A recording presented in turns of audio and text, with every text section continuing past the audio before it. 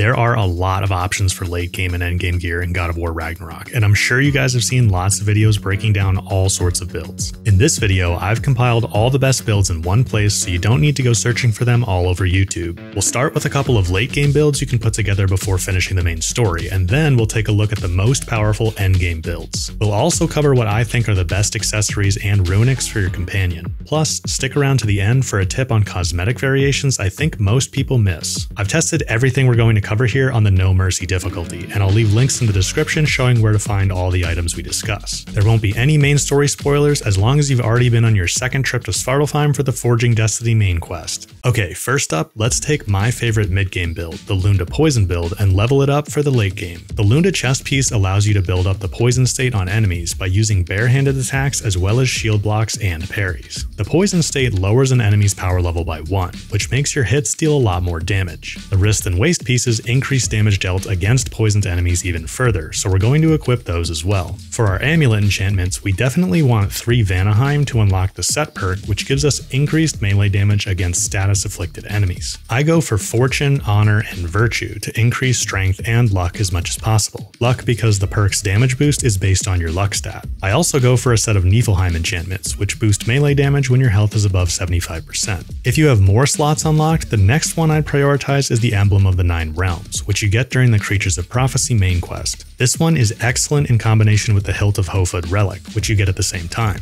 The Hilt of Hofud creates a 6-second slow motion realm shift, and the Emblem of the 9 Realms increases damage during realm shifts, so they're a great combo. For the next enchantment, I'd recommend going with the Seal of Runic Storm. This one isn't specific to the poison build, but it's very strong, creating a storm of Bifrost when you pop 3 Runics in a row, 1 from each weapon. I'll give you some tips on chaining Runics together in a minute. If you've got the final slot unlocked, I'd go with the Boon of Valor so we can get a strength boost when triggering Rage. This means you'll want to set your Spartan Rage to Valor, of course, which gives you a nice burst of health and a melee damage bonus when you interrupt an enemy attack with it. That's how you should primarily use Rage, by the way, as a sort of panic button when an enemy is about to hit you and you can't block, parry, or dodge. On the axe, I go with the Furious Maul for its high strength stat. Its perk will never activate when fighting bosses, but I feel that's a small compromise. However, depending on your playstyle, you might prefer the Stonecutter's Knob or Grip of the 9 Realms once you get it. If you pre-ordered the deluxe edition, the Grip of Darkdale is a pretty good option too. For a light runic, I've actually switched away from Wrath of the Frost Ancient in favor of Nord's Tempest because it has a much shorter cooldown and you're much less likely to get damaged while using it. Regardless of which one you choose, keep in mind that holding down R1 significantly extends how long the attack lasts. So if your runic feels kind of weak, it might be because you're just tapping R1. For the heavy, I prefer Breath of Thamur for its high damage and frost, but Invaldi's Anvil is good if you want something that recharges faster. And remember, with some of the heavies, you want to keep tapping R2 to extend their duration.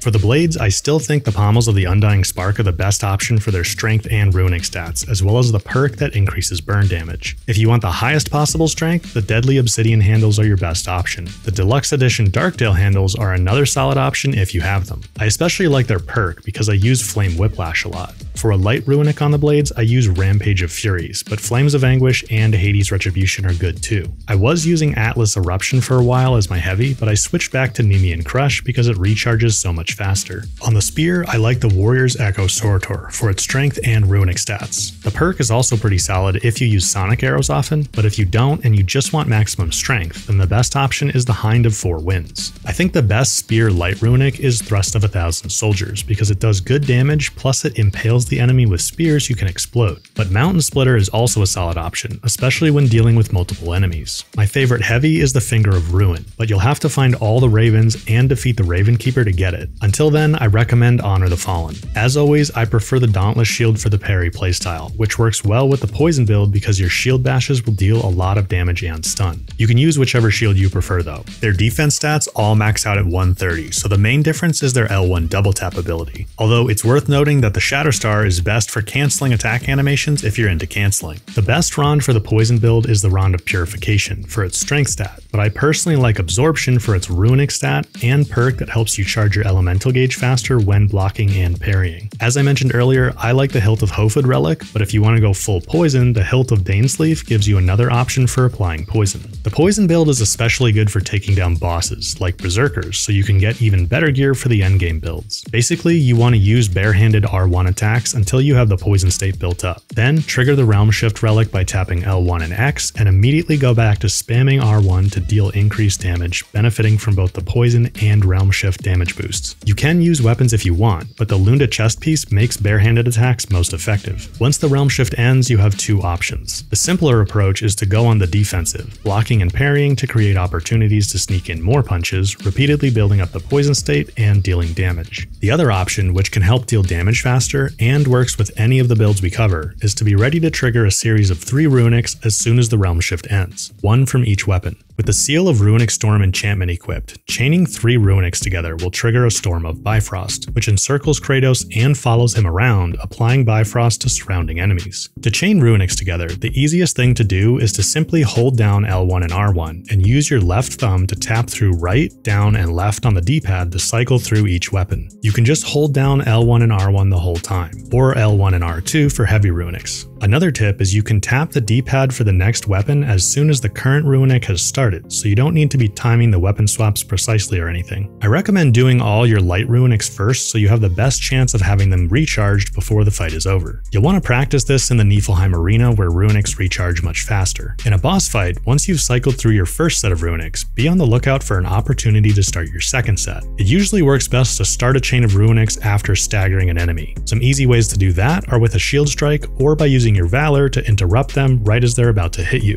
Between Runic chains, you can do more barehanded attacks to apply poison, or use the Flame Whiplash skills on the blades, which are good for interrupting attacks and applying burn damage. Once you have Flame Whiplash 3 unlocked, you can charge the Whiplash super fast by tapping triangle a moment after an attack. The description says after a Blades of Chaos attack, but it actually works after a shield strike too. What I do is double tap L1 for a shield strike, and then wait for Kratos to put the shield down at his side. Then I immediately tap triangle followed by either R1 or R2. The timing is very tight, so you'll want to practice this outside of combat until you can do it without thinking. So, the Lunda build is excellent for boss battles like Berserkers, and if you want more tips on how to use it, I'll link my mid-game build video down below. But you might want to run something that's a better all-arounder for regular gameplay in the late game. That's where the Dragon Scaled Armor comes in. The Dragon chest piece has the second highest strength stat in the game, plus its perk will give you a strength and defense boost when blocking or parrying. The perk stacks 3 times and lasts 6 seconds, so it will be active very often. I also really like the wrist and waist pieces for their perk, which boost shield damage, so it works really well with the parry playstyle. You could also consider swapping one or both of these for the Vidar wrist and waist pieces for increased strength, but I think the Dragon Armor's stats and perks are more well-rounded. With the Dragon Armor, I use all the same weapon attachments I mentioned for the Poison build, and I'd stick with the Hilt of Hofud Realm Shift Relic too. We'll want to switch up some of the enchantments though. Stick with the Niflheim set and the individuals we had, but instead of the Vanaheim set, I go with a Svartalfheim set, which increases stun. Once you get enough of them, you can go with an Asgard set instead, which boosts damage from triangle skills like those fast flame whiplashes I showed earlier. Okay, moving on to the true endgame builds, and we'll start with my favorite, the Berserker-Dragon Hybrid. The full Berserker armor is quite popular, and for good reason, but I find the soul explosions that come from the wrist and waist pieces perk aren't very strong. So to get more damage, it's better to use the Dragon wrist and waist pieces, which have much higher strength stats, plus we'll get to leverage that increased shield damage perk. We will use the Berserker chest piece though for its perk that gives us a huge damage boost after using a relic. This is called Soulless Warrior, and it lasts for a whopping 17 seconds. Soulless Warrior also makes us much more vulnerable to damage, but our Realm Shift relic will pretty much ensure we're safe for part of that time, and we can always trigger rage if we're about to take damage after that. Besides, you should be using those fast flame whiplashes to deal damage, and they'll pretty much keep an enemy stun locked even after the Realm Shift ends. It's also nice that the chest piece gives us some solid stats in all 6 categories, particularly Runic to boost the damage of our Runic attacks. For the enchantments, I keep the 3 specials we've been using and I go for the Niflheim and Asgard sets. For Niflheim, once you get Justice, I'd swap that in instead of Fortune for extra strength. If you don't use a triangle attack skill often, then instead of the Asgard set, I'd suggest either Muspelheim, Svartalfheim, or Vanaheim, depending on how their perk fits with your playstyle. My attachments and Runics for the axe, blades, and spear are all the same as what I mentioned for the poison build, and my shield is still the Dauntless. As I mentioned earlier, I prefer the Rond of Absorption for its Runic stat and perk, but if you want more strength and the ability to clear statuses on yourself easily, then the Rond of Purification is an excellent option. Another way to increase the strength is to go for the Vidar's wrist and waist pieces instead of the Dragon ones. builds. This Berserker-Vidar hybrid is a little better if you don't like the parry playstyle with the Dauntless shield. I've used both the Berserker-Vidar and Berserker-Dragon builds to beat Queen Gná and the Berserker King on the No Mercy difficulty, so they're both super strong. I consider these two builds to be the most powerful in the game. You can also create what I'll call a Realm Shift variation of these builds by swapping out all the weapon attachments for their 9 Realms versions, which allow you to trigger a 1.75 second Realm Shift by hitting L1 and triangle when your elemental gauge is full. The Realm Shift is pretty short, but the major benefit is that triggering them interrupts pretty much any attack, so using these is a great way to stun lock an enemy when you want to go in for an attack. The Rond of the 9 Realms for the shield is also really nice because it has a chance to trigger Realm Shift just by parrying, so it costs nothing but skill to use. By the way guys, if you find these build breakdowns helpful, leaving a like down below helps out the channel and would be much appreciated. There is a more optimal build if you like Realm Shifts though. Of course, we'll want the Gauntlets and Belt of Radiance, which allow us to trigger a 1.75 second Realm Shift when dodging at the last second. For the chest piece, I like to use Surtrs because our damage will be boosted when hitting enemies during their attacks, which you'll pretty much always be doing when you trigger a Realm Shift by dodging. A set of Alfheim enchantments will boost our damage even more during Realm Shifts too, since they happen after last second dodges. I like Niflheim as the second set on this build, but Vanaheim, Svartalfheim, or Muspelheim work well too. I stick with the Boon of Valor and the Emblem of 9 Realms, but instead of Sigil of Runic Storm, I go with Momentous Stride on this build so our elemental gauge gets charged by our last second dodges. That's important because we're going to use the Hind of the 9 Realms on the spear to give us another way to trigger Realm Shifts. I also put the Rond of the 9 Realms on the shield. You could go for the 9 Realms grips on the axe and blades too, but your strength stat will start to suffer, so I think it's better to stick with the Furious Maul and either the Undying Spark or Deadly Obsidian handles. Of course, we'll want the Hilt of Hofud relic to get our longer Realm Shifts as well. I actually find this build really effective against Gná once you've learned the timing of her attacks. Now, for those of you that are mechanically skilled, but just want the ultimate hack and slash build, no messing around with Runics, relics, and all that, then you're going to want the full Vidar set. On the blades, use the Deadly Obsidian handles, and on the spear you'll want the Hind of the 4 Winds. The Rond of Purification has the highest strength stat for your shield. The resulting 643 strength is truly insane, but I'd encourage you to at least try using the Berserker chest piece instead. I think even the biggest hack and slash fans will find it really satisfying to pop the Hilt of Hofud Realm Shift, get the Soulless Warrior boost from the Berserker chest piece, and go to town whacking enemies in slow motion. If you do seriously just want maximum strength though, it's possible to push it all the way to 700 if you use all of the enchantments shown here. On the opposite end of the spectrum, we can create a super tanky build based on the Steinbjorn chest piece, which gives us a health burst after taking significant damage. You can start crafting Steinbjorn armor after defeating a couple of trolls, which will require the mystical heirloom relic to awaken. Now, you could go full Steinbjorn on the wrist and waist too,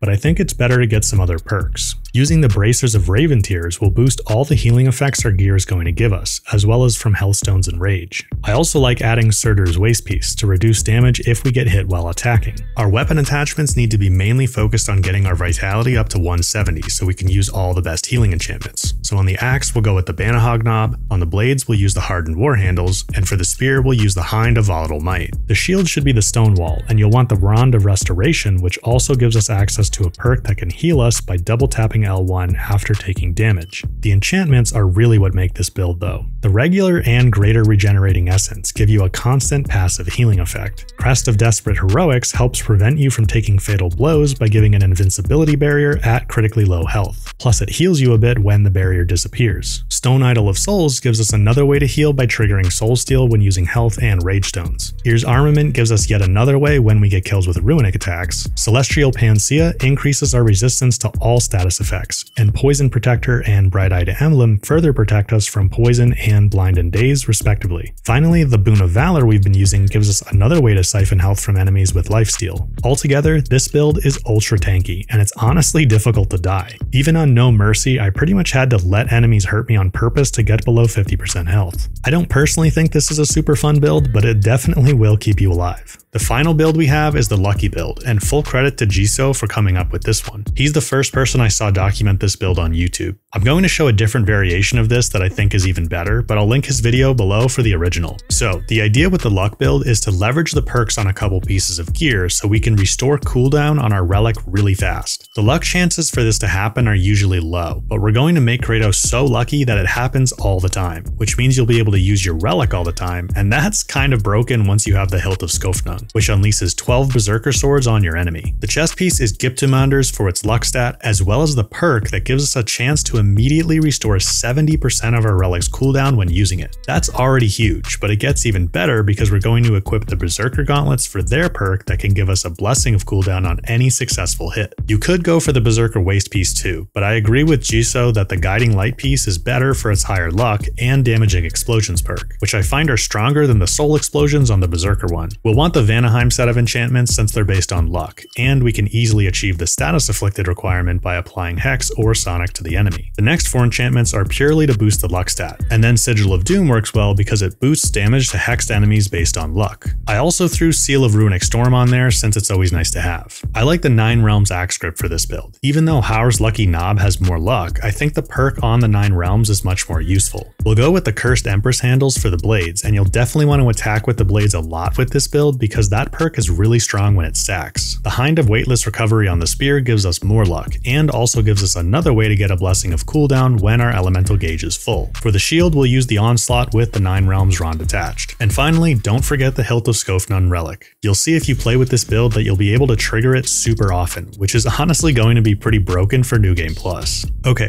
now for the companion gear. For boss fights, Sonic is generally a little more useful because it helps you build up stun. When a boss's stun bar gets filled, they take a big chunk of damage, so you always want to be trying to fill that stun meter. That means Sonic Attunement and Sonic Aftershock are important to help us build up Sonic faster and deal more stun damage to Sonic afflicted enemies. For the third one, I go with Reckless Empowerment, which boosts damage dealt while the arrows are fully depleted. So to use this most effectively, parry an enemy attack and then right before double tapping L1 for a shield strike, spam all the arrows to build up the Sonic state. Then do your shield strike for maximum stun and damage. Outside of boss fights, I think Hex is more useful to help amplify elemental buildup and damage, like Burn and Frost. A good set of Hex accessories are Sigil of Amplification, Sigil Punishment, and Ruin Engraved Release. Together, these help build up Hex faster and increase damage to hexed enemies. Hex can totally work well in boss fights too. I just find Sonic is slightly better, especially for tougher bosses. To learn more about using Hex, Sonic, and all the other elements, check out my elemental damage video linked below. For Runics, I find Wrath of the Wolf most effective for Atreus. For Freya, Say Their Exhale is great because it gives you a way to poison enemies even when you're not using the poison build yourself. Once you have the Queen's Roar, I'd say that's the strongest one. Finally, remember once you've upgraded a piece of gear to level 9, you can hold square to edit its appearance to look like any other piece of gear you own. Plus, each piece of gear has 2 cosmetic variations, so you have lots of options to get creative here.